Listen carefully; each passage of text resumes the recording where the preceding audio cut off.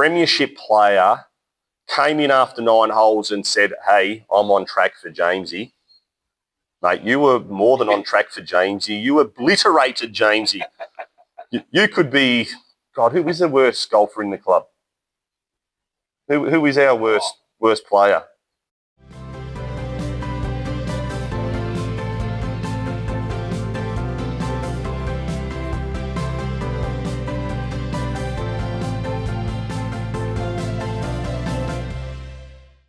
Well, hello and welcome to the Neville Richards Premier League Show, Round 6 review, Round 7 preview. Mark Hayes back fully fit. Thank you for all the well wishes this week. It's been, after a trying time, getting run over last week. I've bounced back okay. Back's okay, Hazy? Back's okay, yeah. Good. But I'm just a bit nervous about how you're going to go this week. Welcome to Matthew Mill here.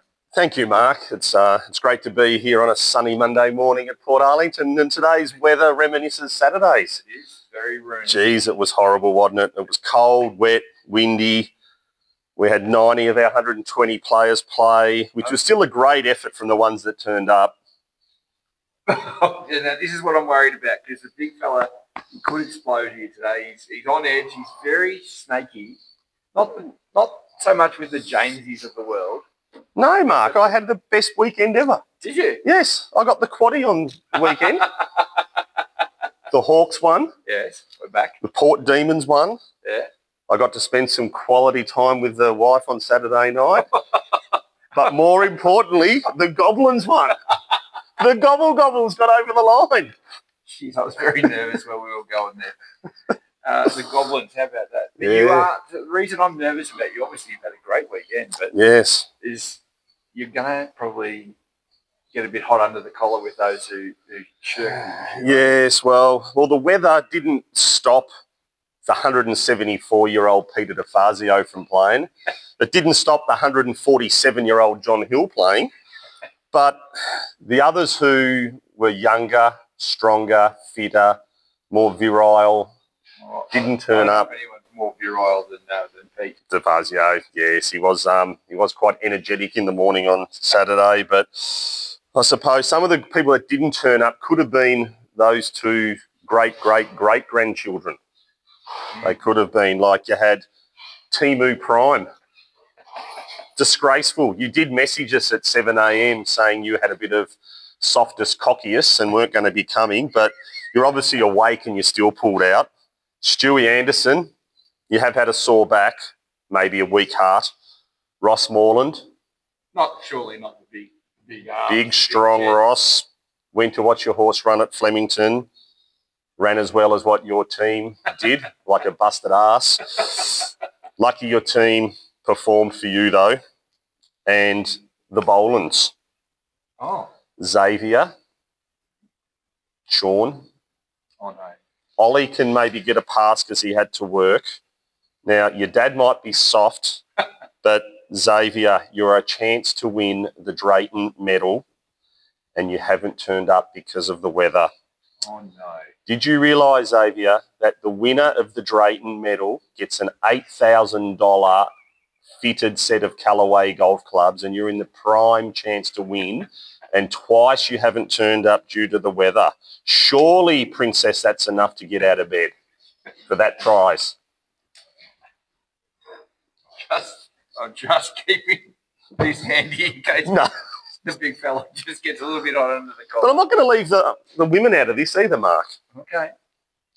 Sue O'Connor. She's been going really well. She has. She decided to pull out. Helen Poe, I know your form was deplorable last week, but at least husband came out and played. Did say you were sitting under a blankie by the fire. My girl, Doreen. Oh, no. She was a no-show or not turn up. And Sue Gregory. Doreen, I can't defend you against this. Yes, maybe as we're by the fire having a wine or two.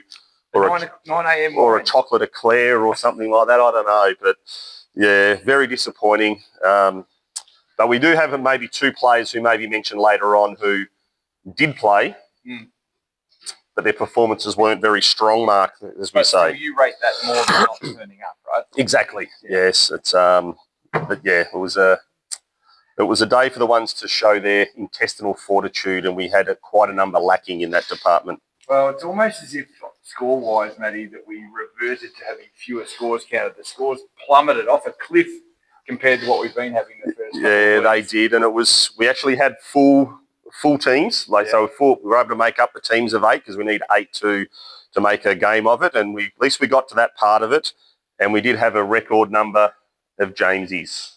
Last week, the eagle-eyed among you will notice that we had a bit of a technical glitch and didn't get the actual image of the Jamesy that Flea's been working up. But this week, we've almost exhausted his year's supply. We may need an extended 2-hour episode. We have had 25 players in the Jamesy 25 and under scoring, so that's going to be interesting. Another interesting part of the show could be, you may have noticed the spare seat here. We have got a special guest coming in. Co-host. Yes, Saturday, I'm coming in. What time's the video? Mm-hmm. Told him 9 a.m. Got a refreshment there for him. Has not shown. Who would this be? Well, might work through that as the morning goes on, but he hasn't turned up. He's all full of piss and wind. Loves to talk a game, but when it comes to following through with something, he is very poor at that. Not sure which personality we'll get if he turns up. I'm intrigued now. I'm intrigued. All right, let's get into the review, Matty. The Warriors have been rolling along pretty nicely in the first few weeks of this year's Neville Richards Premier League, but they've come a cropper to my boys and girls, the mighty Tornadoes. Yes, this was the top of the table clash, and it turned into be a fizzer, really. Mm-hmm. Low scoring encounter. The Warriors had 12 players, the Tornadoes had 11. Makes the Warriors the lowest scoring team, so they win the Weakest Water award this week. I did actually get a text message at around 8:30 from a Tornadoes player just rubbing my face in it that they're on top of the ladder now. So he was obviously checking in the portal there. For the Tornadoes, we had Neil Ryan on 36, Matt Miles 33, Robbie Moorcroft 31, Ryan Reynolds 30. Played well this year. Ian Davis and Johnny Leading on 29, while 25 was a counted score in this game for the Tornadoes, and that was Lynn Kirby and Tickle My Doodah Wilson. While for the Warriors, this shows their scoring. Their best score was actually 31. Jill Barker and Jeff Evans on 31. Damien Smith, who filled in, had 30. Johnny McGlone, 29. Sean Maud, 28. Shirley Bell had a counted score. Good on you, Shirley. See, Timu, Shirley Bell even turned up. She had 26 alongside Buffett Allen, 26, while 25's counted for this match as well. Bernie Reid, The Flange, and Dale Scott. But, yeah, the top of the table clash, as I said, was a fizzer. 12-point margin to, I would have said, the underdog Tornadoes in this one. Mate, I'm telling you, I've had my eye on them before the season. Yeah, I know you have. Maybe you could be right for once this week. Tornadoes had a slight advantage in the morning scores with the smooth-moving Frenchman Miles 33 dominating those when Moorcroft, Sheik, yes, I know it was only 30 points, Ryan, but yeah, you were up there in your top 3 or 4 scorers there. But yeah, it was enough to really get them going. Johnny Leading's 29 counted. Then biceps. He's got big arms, hasn't he? Yeah, it's very solid. Yeah, well, he's only 31 and he rallied for 31 too. He reckoned he was on Jamesy target early in his round, but yeah, I don't know. The PMs tried their best. Jill's 31. She got round in 3 hours 10 on Saturday. She was on a mission. No one in front of them, and they just scooted around with the afternoon golfers pulling the pin. But her and Johnny McGlone wasn't enough to get them over the line. Neil Ryan defied the conditions with his 36, got the Tornadoes over the line and put them to the top of the ladder. So good. Good at Tornadoes. Now, Matty, the second game we want to review. We're not going to go to the Jamesies? Oh, sorry, I forgot, because we should make an inroad into the Jamesies. Yeah. Hey! Jamesies. We're not going to go into everyone here, but the Tornadoes, counted scores, Jamesies, Darren, play golf slower than you, Wilson, and Lynn Kirby, 25. Yvonne Casey, 24. One of the Mr. Consistent, Chris Dodds, 23, and former Drayton medalist. What a fall from grace. Peter O'Neill, 23. Fraudulent. Warriors, we had the 325s, Dale Scott, Ian Flanders, Bernie Reid. But one which was extremely disappointing had 8 points. What? How many? 8 points. Was a fill-in. Was filling in for Boxhead Madden. He will be filthy. He's got to pay $20 for the effort of Lloyd Digger James. Oh, my goodness. I texted him during the week to see if he was right to fill in for the top of the table Warriors, and he was excited to. Got round, played the back nine first, come into the pro shop after 9. Himself, Dale Pollock, Skeeter Howard, grabbed a pie and just casually said, "We're not continuing. We're not continuing on. We've had enough." So 8 points. 8 points. So I made him score count, to be a score that was recorded, just in case the Warriors didn't reach the 8 players there. But 8 points. And Lloyd's not a lone in this either. There was another one who did exactly the same thing where surely this is even worse than not even turning up on the day, I would have thought. No, it's not. I reckon it is. Like, you've let your team down, you've turned up to play, and you've played half a game. Like Lloydie, like your Bombers, played half a game. Any thoughts specifically to Glacier this week for his non-appearance? Yeah, not sure what's happened to him. Not sure whether he went to the footy, maybe.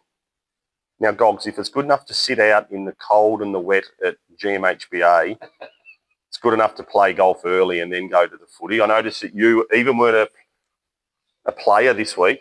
I reckon Stewie Madden would have liked you to play for him instead of Lloyd James. But you were at the footy on Saturday reporting on the Cats, but you would have been behind the glass, though. Might have been behind the glass. Yeah. Good man. Okay, second match, Matty, we want to review. Not a shocking effort from the Hookers, but the form team of the competition outside my Tornadoes is previously Rabbly Madonna's Peakers, and they're up and about. Yes, the Peakers, 242, defeated the Hookers, 232. Hookers had 10 players, Peakers had 12. We might just go to our special guest, Lee McMurray from the Hookers here, just to see about his team. Lee, how do you reckon your team went? Geez, solid contribution. Mustard? No show. Wow. He sooks up about his team not turning up on the day to play. Then you make a commitment to turn up to play, Lee, to hear Lee, and you don't even show. You told me when you left on Saturday you would be here, make sure there was a pint ready for you. Yeah, we couldn't risk the pint. Yeah, well, we weren't going to risk that. I'll have to drink yours if you don't turn up. But it's probably nearly 9:30 and you still haven't arrived. Maybe you're still celebrating the Cats win. Maybe you're still at Alley Cat or Relaxation 69, who knows. But surely, Lee, where are you? You told me you were coming. But anyway. Oh, my God. Oh, I suddenly wish he was here. So, Peakers, Cam, Rim O'Keefe had 36, Kenny Hughes 33, Dave Hutton 32, Nipper Dodds and Alan Kerry had 30. Bear All Foot, she's been off me too for ripping her for not turning up. She played in the morning with 28 under sufferance. DeFazio 27, while Snags Finnemore and Lloyd Shepherd's 26 counted. For the Hookers, James Finch, your best season all year so far, James. Very consistent, which is good to see, 35. Wayne Brown had 32. Mustard Pants had 32. Good score, Lee. While Julie Milnes 29, Dean Jeffries 28. Paul Marnie had a counting score on 27. No, he did. 27 for Paul. And then Big Strong Plumber 26. And the Hookers actually had a counted score of 23. Oh, my goodness. That shows how bad they were. But it was a hard-fought win for the Peakers, which moves them up to second on the ladder.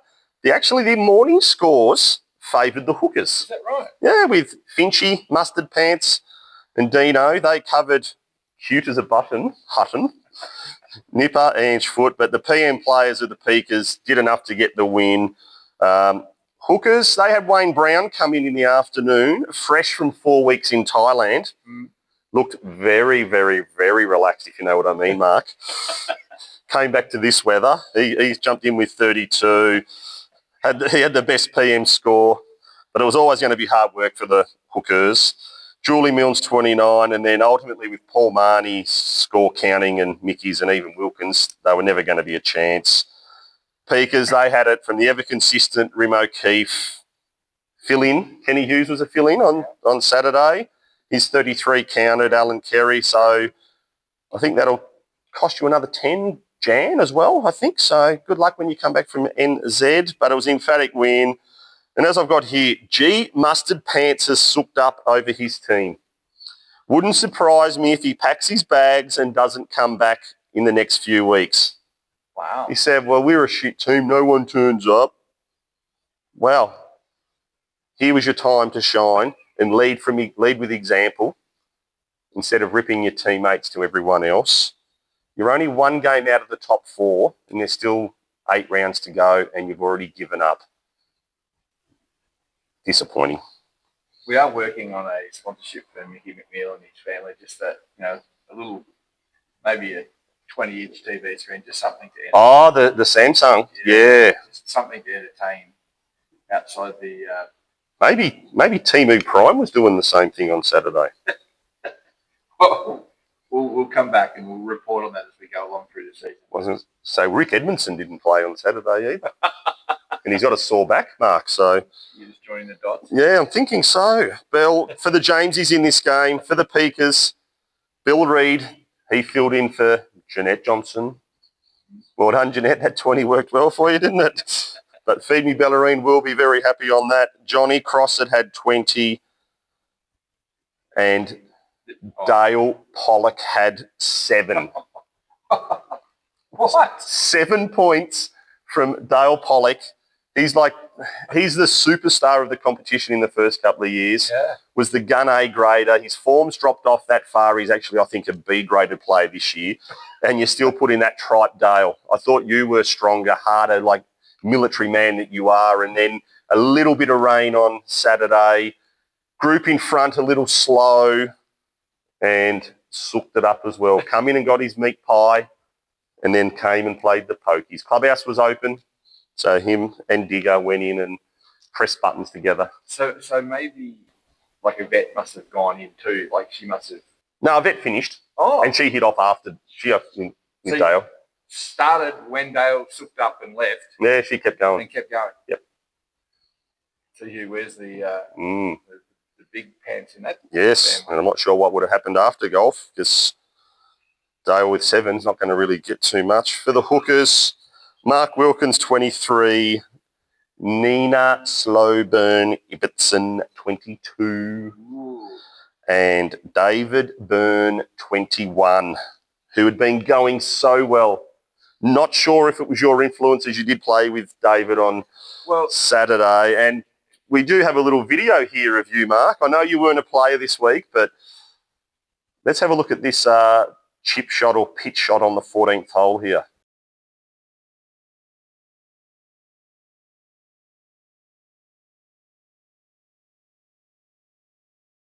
Is that how you normally pitch it? Oh, it is atrocious. I'll admit Really? that. But I'm going to show you this video, which is far more relevant for Mr. Byrne. Check this one out, Matty. Very nasty spot. Look at this man. Look at this man. Might be Is that your provisional or your first? the provisional, so Jamesy might be on. And that's why he had the James. 21. Yeah, in fact, that was his I think second ball he hit out there. we see quite a few balls over there, don't we, We do. through the day? We do. But back to you, though. No. Like, what's the go with that chipping technique? No, man of your ability, you've got to have some form of pitching and that, but that was shocking. I think the use of the word technique is very liberal there. And I think the thing that David liked when he sent that through was the self-analysis afterwards with the hands on the head. Thank God there wasn't much audio. That's all I'll say. No, look, I was stung by some criticism from Mr. Shawcross Yes. for having such a woeful performance last week when he went and played elsewhere and shot 69. 69 off the stick, and I recorded him 23 points. So Yeah. I had to prove my worth as a potential substitute for people. I was going to say, he still hasn't paid me the $20 yet, so maybe he's expecting you to pay. He'll pay. Yeah. No good, David Byrne. It was fun to play with you, but it wasn't a spectacle. I think you're actually down with him again this week. Oh, good. Yeah. Cameras at 20 paces. All right, the third match, Matty, was Well, speaking of teams that are suddenly hit a wall, this is the Crusaders against the Pirates. And boy, oh boy, that yellow team is on The slide. Pirates 258 defeated the Crusaders 243. Both teams had 11 players there. Pirates, Kenny Cafe Latte, 36. I think that could be your best score ever in Premier League history, Ken. What a time to do it. Manny Golfus, 35 this week. You did that last week. You would have got the team victory, but that's another story, Manny. Ando Wooten, 34. Cliffy McCorkle, 34. Richie House, 32. Dennis Wood, 29. Jay McGrath, 29. And Chris James had 29 counted score. Told you that there was a full moon on Saturday while the Crusaders, the diminutive little leprechaun, did get another text message from him too. On Ian Lachlan, 36. Cherie Gill, 34. Adam Shawcross, 34. Scotty Hopgood, 32. John Rowe, 30. Noel Pike, 27. Lee Datson, 26. And 24s were counted scores for this team. Oh, there he is now. Tony Havis and Christine Noble. Wow. 24s. But strong win for the Pirates. They were in control all day when Don't Call Me Corky came through. Ando, Richie, Dennis and McGrath having counting scores in the morning. And the Crusaders only had 3 morning players. Right. Their scores were 32, 26, 24. Probably should have been an advantage for them because you would argue that the conditions were better in the afternoon. They didn't get the rain that you guys got in the morning, but the PM Crusader players were deplorable except 3. You can give a pass mark to Lachlan, Cherie Gill and Adam Shawcross, all scored 34 and above. But this wasn't enough when the Pirates of Kenny Latta and Manny Golfers come in. It was all over for the Crusaders. Cherie's got bragging rights over Steve. Steve played shithouse, his worst score for the year. In the Jamesies for this, Johnny Powell, you're there again, 25. Steve Gill, 24. But Johnny, you turned up, not like your wife. Crusaders were Tony Havis and Christine Noble on the 24. Oh, no. Then 22s were No. all Portarlington player Colin Isbell Oh, no. and I'm dreading this one. John Hill. Oh, Chocolates to boiled lollies in a couple of weeks. I even sent you a congratulatory text message on Thursday after you had 30 points on Thursday. 38 points to win the comp, which was a fantastic effort. It was good effort for you to actually turn up Saturday because normally you would have pulled out, but you did play. But 22, there must have been a lot going wrong. You can't blame slow play because you played with Jill and you were around in 3 hours 10. Did you over-commentate your round, your game? Did you get the angry grass all day? Were the greens not fast enough for you? Were the bunkers crappy and you couldn't get out of them again? I'm not sure, John, but 22 is very disappointing considering you've been having mid-30s all season. pretty sedate. I thought you were really going to unleash there on the... No, well, maybe it is time for a new set of irons. Another one? Maybe. Maybe, I don't know. His clubs are ancient. They'll be 20 years old. He needs an upgrade, Margaret. Let him undo the purse strings a little and let him spend some money. All right, mate. This is a big result, the fourth match for you, because you've been sort of hanging on to the faint hope that the Goblins were relevant, and boy, did they sort of come through on Saturday. Just like myself, they performed. Goblins 267 for the Bullies 238. Goblins had 12 players. Bullies had 11. Goblins win the Callaway Golf Balls top scoring team. And we had our Travis Matthews shirt winner also out of this game. Stephen Smith wins the Travis Matthews shirt on a countback from his teammate. Yeah. Realise the top three scores on Saturday were all from the Goblins in the comp. Amazing. That is actually amazing. Yep, so Steve, he had 20 on the back nine, while Belly only had the 19. But Brian Bell and Steve Smith had 37. John Bowman, of course, must have got a bit shorter on Saturday, did it? Had 36. Yvette Pollock, she had 34, just a lazy 27 better than Arsman. Arthur McPhee, the Greek god Yanni Lathouris. Check out the jumper on it. Oh, wow. Wow. What is that? Oh, old stinky Lathouris. God, 31. Murray Wiley, 31. And then John Dixon had 30. While for the Bullies, Richard West had 34. Sean Rodwell and Cooper McMurrich, 31. Judy Said, 30. Jen Edmondson and Rob Casey, 29. And Jerry Raviani and Kev Hudson counted score 27 was there. So, Lee, how was Cooper's game on Saturday? Oh, okay. No worries. Some would say that this could have been the greatest upset of the season, but not me. I've stuck fat with them. You have. While everyone's off them. They defeated the two-time defending champions by a whopping 29 points. The Goblins jumped out of the blocks with Mr. Smith, Yvette, Arthur and Stinky with their covers. They easily covered the morning scores of Cooper, Judy, Genos and Rob Casey.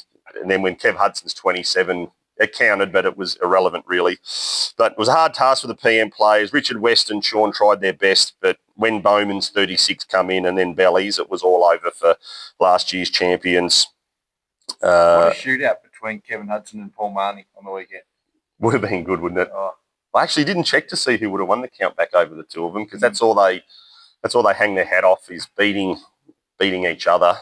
But Kev's going through a few issues with his hand at the moment. Not sure what he's done in his past life with his hands to have these problems, but we're looking at maybe fatter grips to give it a bit of a different feel so he can hold it better, changing grip position.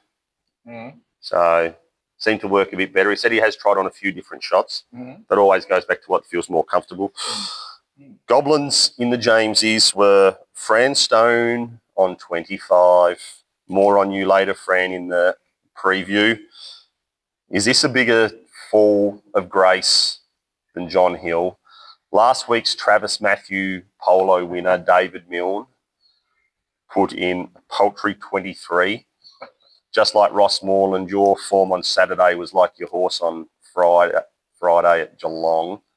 Thursday at Geelong, sorry, shithouse.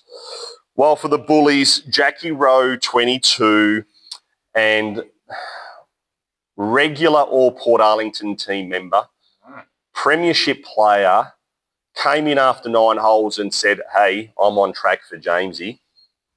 Mate, you were more than on track for Jamesy. You obliterated Jamesy. You could be, God, who is the worst golfer in the club? Who is our worst player?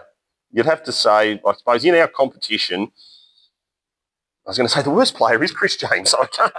Phil Stevens, you had 18 and you played the full 18 holes.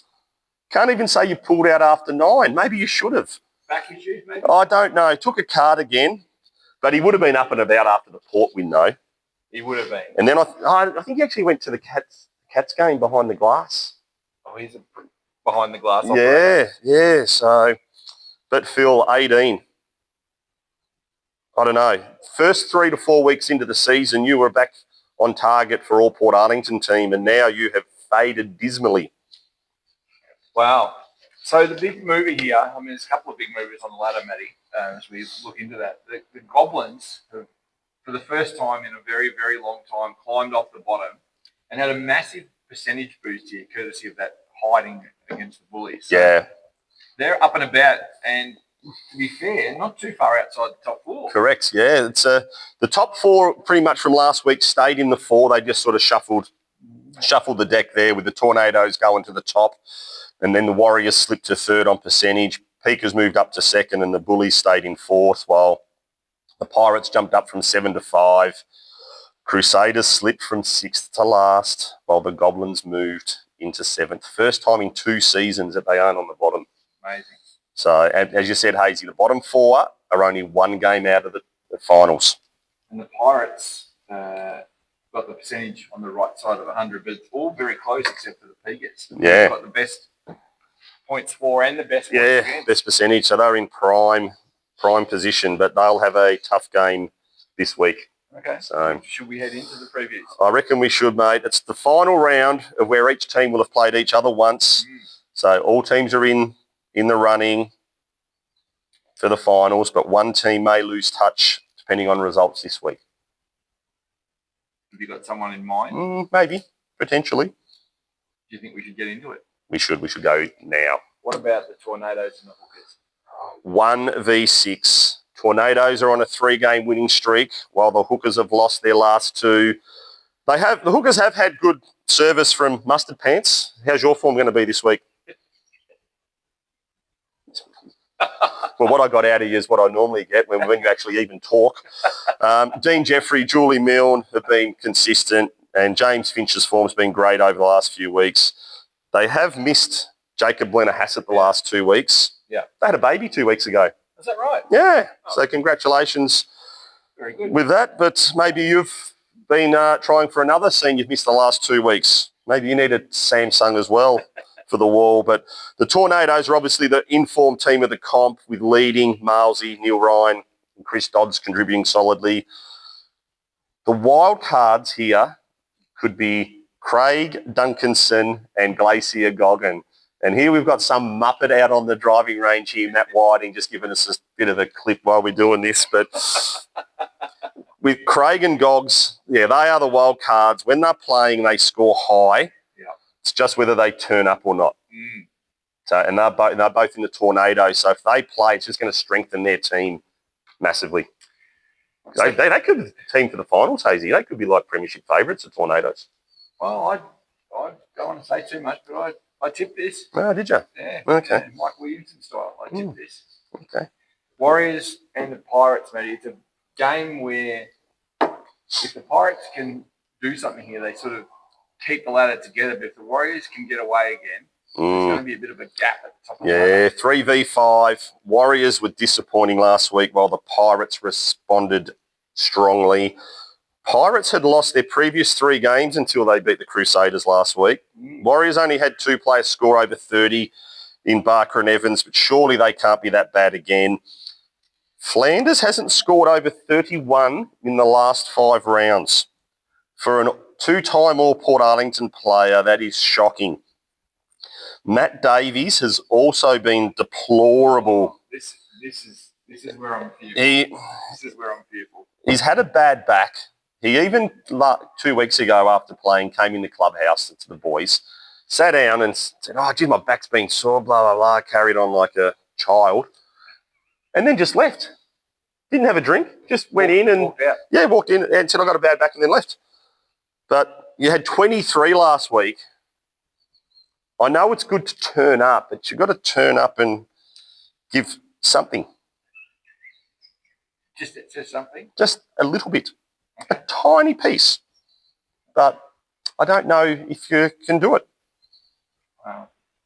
This is very damning. The Pirates. You're saying a lot without saying a lot. The Pirates would love something extra from Sue Holland. She's only played once in the last 4 weeks and put in a 20. I know she's come back from Fiji. Maybe she's still there. John Poe, you know what is required. At least you've been turning up, unlike your wife. Jeff Daniel, how about you turn up once in a while? Like just once? Or maybe just, if you're not going to be here, pay for a fill-in. When you did have a fill-in earlier in the year, that was Justin McGrath doing it and paying for you. Solid Pirates have been McCorkle, Howes, Gill, Wood, Wooten and McGrath. Richard Geary could be the wild card here, Mark. Oh, man. If he plays. Oh. His last 3 games have been 34, 34, 31. Didn't play on Saturday. Not sure what him and Chris were up to, but they both weren't here. They are down to play Saturday, though. Yes. Can you believe Jamesy, the one that we give the most grief to, has had 3 counting scores this year, and they were 33 points. I reckon the first 3 seasons he didn't reach 30 at all for the whole year. He's on track. So, Chris, you are no chance to be in the piss-poor team this year. Yeah. So you might as well put in some correct scores, better scores, so you can get that handicap down and give something to your team. If he can score 36 or better, I think he could lead the Pirates to victory. Really? It all rests on Chris James. Wow, eh? I'd like to say, congratulations to Andrew Wooten, if you don't mind, because we have some amazing footage here. I did bump into him unexpectedly in a very unusual position out on the course on Saturday. Oh, okay. Let's have a look at the video. Here we are out watching the players on the 13th, and I'm just panning around. I can only see 3. Oh shit, what was that? Who is this? Who is this Saturday player? Did you like that, Ando? Yeah, loved it. Let's have a look. Oh, you idiot. Matty, look, he was just hoping to get that shot away. Did he know that you had the camera on? Oh yeah, no, he was very aware, and he was trying to get the shot away before the stroke was played. Mm-hmm. As soon as he hit it, he knew it was good, and he was all about it then. Oh. He didn't care for it much until that Did point. you look at his golf ball? Did you notice? No. Oh, no, he had some Galloway, that's an opposition company to Galloway, did a promo where you could logo your golf ball up with a name. All right. And he put himself as Scrounger. Scrounger? Yeah. Wow. So he was Scrounger. Mickey McNeil was Micmac. Oh. And then Yanni got some done too. What did Yanni have? Well, previously he'd done Strange Greek. The year after that, he did Yabby. Mm. And then this time he did Stinky. He denied it too about the tea tree. Is that right? Yeah, he goes, it wasn't true. And the boys said, it was true, you stunk. Just like your golf game. Anyway, a pretty specky shot there from Ando, and the boys actually told me the ball danced around the hole, so Well done, Andrew. I wanted to You're allowed one good shot per round. No, fair enough. All right, Matty, the third game you want to preview is... Oh, hold on, Hazy. Oh, I've got a message coming through. Oh, what? Who is it? Oh, Lee McMurrick. He'll be here soon, won't he? Oh, well. No, can't make it. Doesn't surprise me, Lee. Obviously still at Merlin's.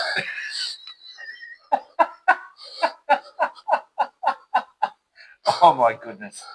I think I need this thing to calm me down. All right, the third match we want to review, Matty. This is a blockbuster now between the Bullies and the Peakers.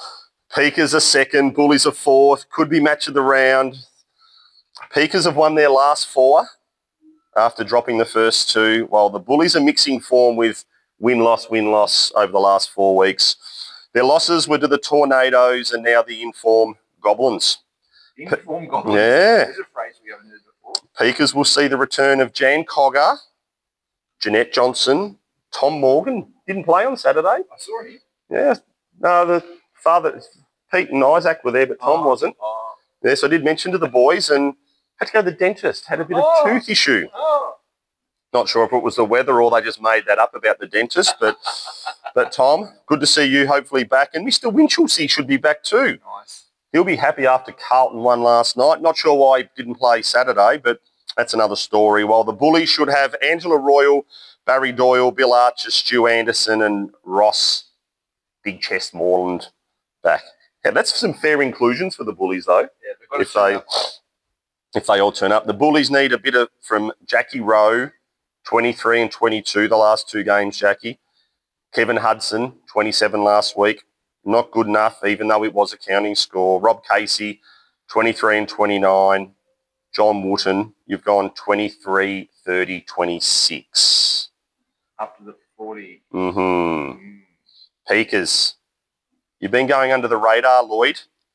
You've been avoiding the Jamesy infamy, but 31, 28, 26 doesn't enthuse me too much. Nipper, 29, 31, 30. And then, Jeez, I saw him just crush the ball out there on Saturday. He looked very impressive. yeah, he's a strong man. Big, strong. Flea, 30, 31, and 7. Win to the Peakers can cement them in the top 4, while a loss for the Bullies could see them slip out. But Dale Pollock surely should be embarrassed by that. And this week you should give something, or maybe you might even turn up this Saturday. Oh, wow. Wow. I don't know. It could happen. All right, well, this match that we're going to preview finally here, Matty, it's, 7th and 8th on the ladder, but they're going in different directions, aren't they, the Goblins and Crusaders? Yes, well, hasn't this match got some meaning and ramifications? And who would have thought a 7v8 match would have so much interest? The Crusaders were actually on top of the ladder after round 3. And here we are at round 6 and they're at the bottom. Wow. Is that a bigger fall from grace? The Crusaders have lost their last 3. It was against top 4 teams, Warriors, Tornadoes, and then the Pirates. But while the Goblins have won 2 of their last 4, Crusaders, what do we say? XAVIER BOLAND. Where are you? Your team needs you. No X Factor, no Crusaders. Is that what you're saying? Well, it has been noted, and I will go to a little text message that I did receive on the weekend. You've got a lot of correspondence. I do get a bit, and it was, well, Bigfoot, yet again, you got your revenge on the cursed Crusaders. Cursed, if not by you, then surely Merlin, who has been a dagger in our side since the 13th century. Lost our last 3, but one with the second best score and another with the third best. That doesn't matter, Ian. You've lost. When will our luck change? On top of that, 3 weeks ago, we knighted Xavier Boland only for him to trade in his sword in for a Turkish bath in Constantinople. Don the armour, Xavier. Can I just check that place? Constantinople. Is that right? Yeah, that's better. That's Oh, my horse has just been accepted on Wednesday. But yeah, that was from Lockie. So even he is wanting something Xavier from you. I like it. He is down on Saturday though. Is he? Him and Sean are down to play, 12:48. Turn up at least. You're down, there's no excuse. I do like Lockie's text. I love the use of Yeti there. Yeah, he is very sharp. It's very short and small too. Crusaders have been relying on Xavier, Shawcross, Datsun and Lachlan, while the Goblins have had Steve Smith, all 4 rounds count, Brian Bell 5 out of 6, John Dixon 6 out of 6. God, Lee McMurrick is on me again. God, Lee, leave me alone. The Goblins need something from Fran Stone. Not a counted score for the last 5 games. You have had 30, 27, 26, 29 and 25. I'm suggesting that you get off that Netflix or Paramount or Binge, Prime, whatever streaming service you're watching, and get out onto the golf course and do some practice because your team is requiring your services this week. And Arthur McPhee, 29, 27, 31. You live across the road, no excuses. You can see what the weather's doing. You know what it's like. Come out and have a little practice during the week. Wow. Murray Wiley and Stinky Lathouris have had counted scores the last 2 weeks. So that should see their team fire, and they should see Ray Lineker back from his little European sojourn on a cruise, and Timu Prime may turn up if the weather is nice. Maybe. Well, I can't guarantee that. Well, don't know. I don't know. Toby seems to have lost the plot. What do you reckon about Toby, Lee? Oh, you reckon he's no good? Okay. That's the most we've heard out of mustard pants this morning. All right, matey, that's it. I'm just got to go and clarify a few of those things with the lawyers. But that said, I think that's a wrap.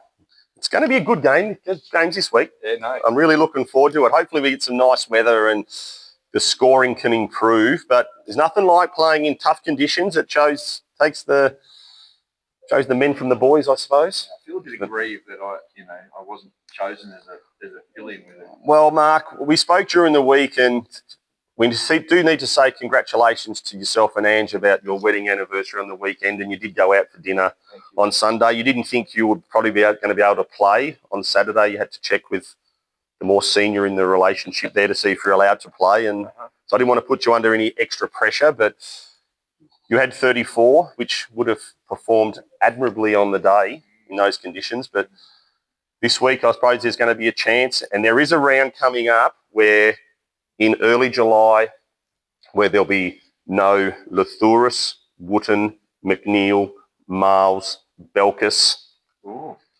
Ward, all away. Wow, highest bidder then, really, not just $20. Would be a lot more. Yes, well, Ando did ask me for my services, and I said it would cost him $200, Sure, yeah. and he's actually keen to pay it. Is he? Yeah, so I like that. I wouldn't mind putting in a little 16 points for Hando for 200, but I'd be getting payment up front before he goes, because if we had video footage of their golf trip up to Rich River, it would be scary. Might even try and get one of the boys to do some little reconnaissance mission on those. Tells me what's going. I was actually trying to say something else, because I actually did get another message here, Hazy, and it's to do with the Warriors. That I want to know what a rhinoceros mission is. Oh my God. But here we go. The Warriors form travelled from Portarlington all the way to Tokamul.